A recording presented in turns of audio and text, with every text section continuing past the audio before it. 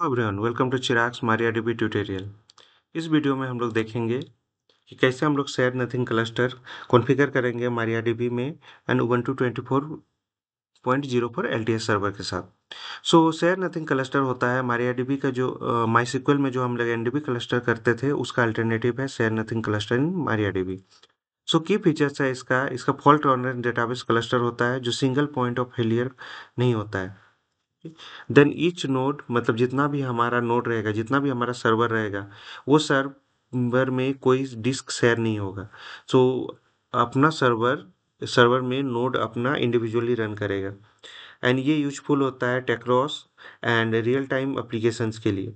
तो यहाँ हम लोग सेटिंग करेंगे शेयर नथिंग क्लस्टर को MariaDB के साथ गरेला क्लस्टर में एंड उबंटू 24.04 LTS के साथ।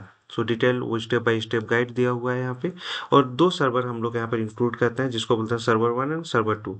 सर्वर 1 का आईपी है 192.168.224.129 और सर्वर 2 का आईपी है 192.168.224.130। दोनों सर्वर में हमारा रूट एक्सेस होना चाहिए एंड नेटवर्क कनेक्टिविटी दोनों सर्वर में एक दूसरे के साथ होना चाहिए एंड फायरवॉल रूल हमें कॉन्फ़िगर करना पड़ेगा अगर फायरवॉल इनेबल है तो फायरवॉल में क्या क्या ये चाहिए, हमको पोर्ट चाहिए, वो चीज़ हम लोग यहाँ पर देख लेंगे। जैसे 3306 चाहिए जो मारियाडीबी का डिफ़ॉल्ट पोर्ट होता है। 4567 होता है गरेला का कम्युनिकेशन पोर्ट एंड 4568 होता है incremental state transfer port and 4444 जो होता है वो होता है एसएसटी जिसको बोलते हैं स्टेट स्नैपशॉट ट्रांसफर पोर्ट। ये सब पोर्ट हमें इनेबल चाहिए।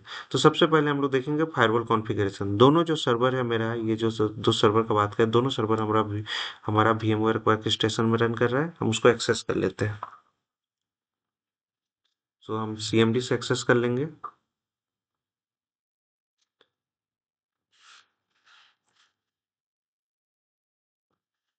वन 129 एक आईपी है हमारा।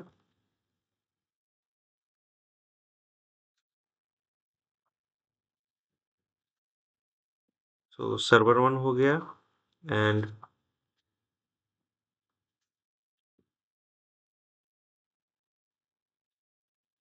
130।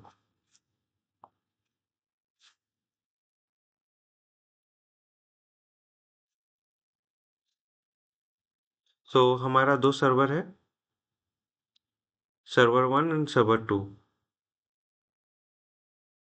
तो इसको नाम दे देते हैं, हम लोग रीनेम कर देते हैं SVR1 और इसका नाम दे देते हैं SVR2 एंड इसका टैब कलर हम चेंज कर देते हैं तो मैं आसानी होगा समझने में। तो ये रेड कलर में है server 2, red one black colour में है server 1। Okay, step by step process हम लोग फॉलो करेंगे। सबसे पहले है हम लोग का कॉन्फ़िगर फायरवॉल। तो हम लोग सबसे पहले स्टेटस हम लोग चेक कर लेते हैं। फायरवॉल मेरा इनएक्टिव होगा, उसको सिक्योरिटी पर्पस के लिए एक्टिव कर लेते हैं, हमारे लिए आसानी होगा। तो ये सब जो पोर्ट है 3306 4567 4568 4444 SSH, ये पूरा पोर्ट को हम अलाउ कर लेते हैं। SSH हमें चाहिए, हम लोग एक्सेस किए SSH से एंड इनेबल करते हैं फायरवॉल को हम लोग दोनों सिस्टम में। Y okay yes, then reload कर देते हैं हम लोग फायरवॉल को। तो हम जितना भी चेंजेस किए वो reflect firewall related configuration reflect करने के लिए हम लोग फायरवॉल को रिलोड कर दें। अब नेक्स्ट आते हैं update and upgrade the package. तो दोनों जो सर्वर है उसको हम लोग अप टू डेट कर चेक करते हैं और अपग्रेड जो पैकेज है वो हमारा पैकेज अपग्रेड करते हैं, अब रिक्वायर्ड है तो। अगर पैकेज अपग्रेडेड नहीं है तो वो हमें अपग्रेड करना पड़ेगा। हमारा अपग्रेड 0 मतलब अप टू डेट मेरा सिस्टम था, आपका सिस्टम अगर अप टू डेट नहीं होगा तो थोड़ा सा टाइम लग सकता है। नेक्स्ट हम लोग मूव करते हैं इंस्टॉल मारियाडीबी गरेला में। तो हम वो दोनों सर्वर में हम लोग गरेला क्लस्टर को 4 को एंड मारियाडीबी सर्वर को हम लोग इंस्टॉल कर लेते हैं। तो पीटी हाँ इंस्टॉल एंड आपका पैकेज नेम। दोनों सर्वर में हम लोग रन कर दिए। परमिशन दे देते हैं यस यस। तो ये इंस्टॉल होने देते हैं। इसके बाद हम लोग क्या करेंगे कि हम लोग जो मारियाडीबी का सर्विस है उसको स्टॉप करेंगे।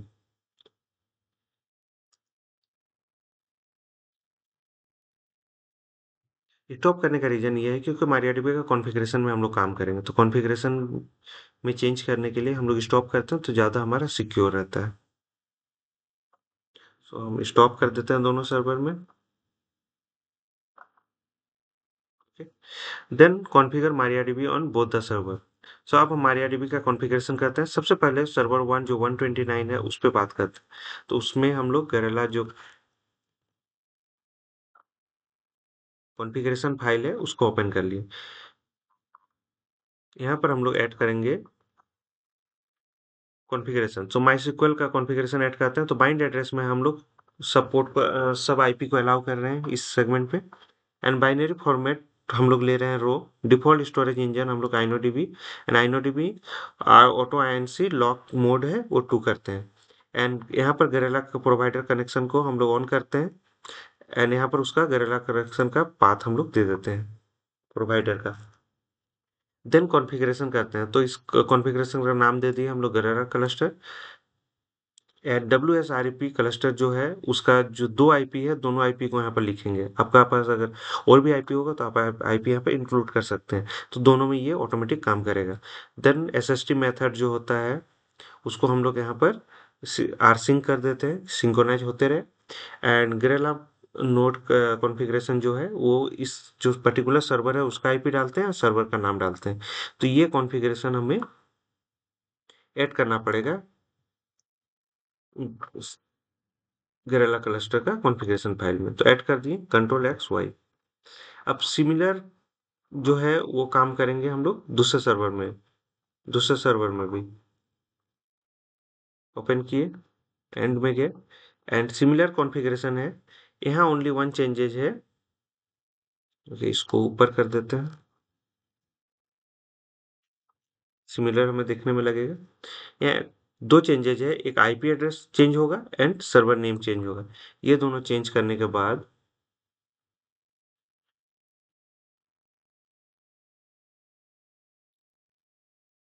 हम लोग दोनों को सेव कर देते हैं। अब हम स्टार्ट करेंगे क्लस्टर को, तो सर्वर 1 में चलते हैं। यहाँ हम लोग स्टार्ट करते हैं गरेला न्यू क्लस्टर।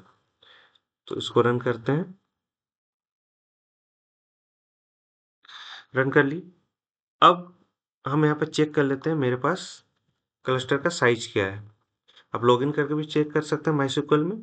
हमारे पास पासवर्ड नहीं है तो हम ऐसे ही चेक करते हैं। तो हमारा क्लस्टर साइज जो है 1 है क्योंकि अभी हमारा एक ही सिस्टम रन कर रहा है। अब हम स्टार्ट करते हैं MariaDB सर्विस को सर्वर 2 में।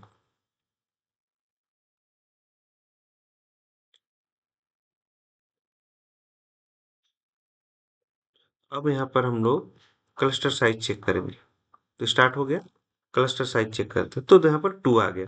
मतलब सर्वर 1 सर्वर 2 दोनों इंक्लूड करके हमारा 2 आ गया। यहाँ सर्वर 1 में 1 दिखा रहा है। अब यहाँ पर हम लोग फिर रन करते हैं उसको, तो यहाँ पर भी 2 आ जाएगा क्योंकि दोनों सर्वर एक दूसरे से कनेक्ट हो गया अब। तो अब हम लोग करते हैं वेरीफाई क्लस्टर। तो सबसे पहले एक डेटाबेस बनाते हैं। यहाँ सबसे अच्छा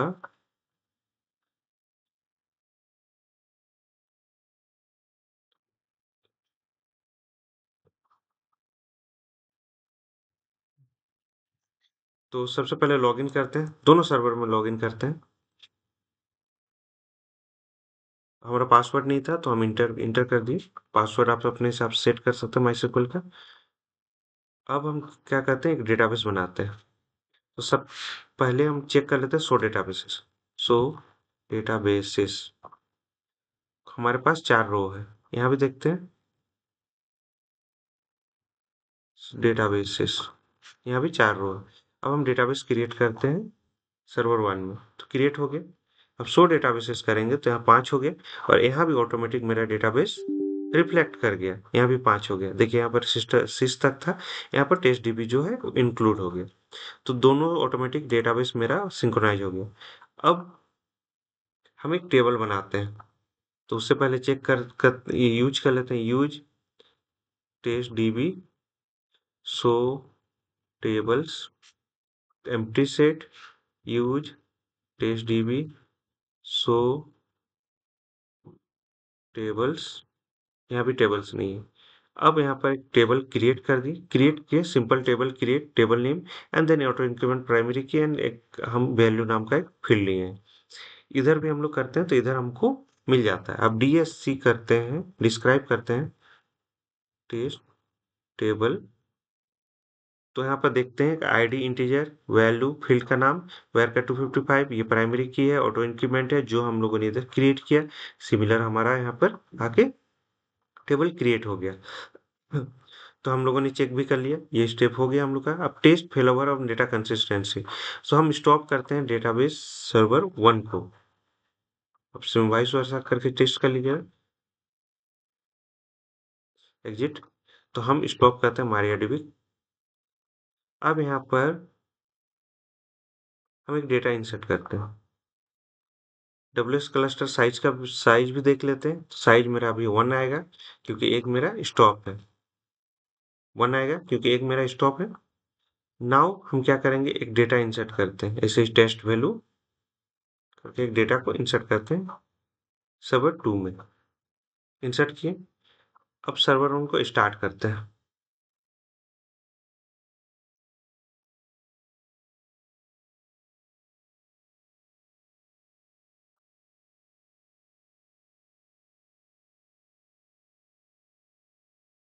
अब हम चेक कर लेते हैं कि मेरा जो डेटा इंसर्ट किए थे वो डेटा रिफ्लेक्ट हुआ है टेबल सर्वर 1 में और नॉट।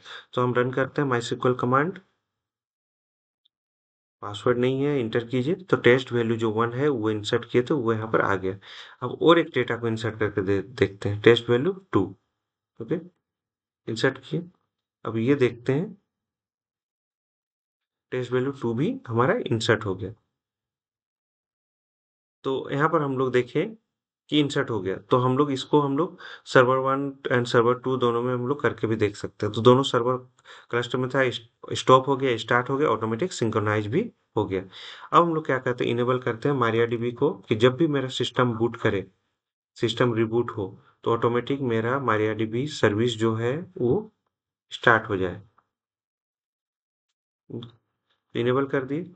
सो हम लोग यहाँ पर देखें कि सक्सेसफुली हम लोग सेटअप कर दिया share nothing cluster using MariaDB with Galera on Ubuntu 24.04 LTS में, जो हमको प्रोवाइड करता है high availability and data consistency across सब नोड में। आपको कोई डाउट्स एंड क्वेरी है तो यूट्यूब वीडियो कमेंट सेक्शन में लिख सकते हैं। आप प्रोसेस फॉलो कर सकते हैं step by step. And please subscribe and like for the more videos. Don't forget to follow, like, share and comment. Hope this will help. Thank you for watching.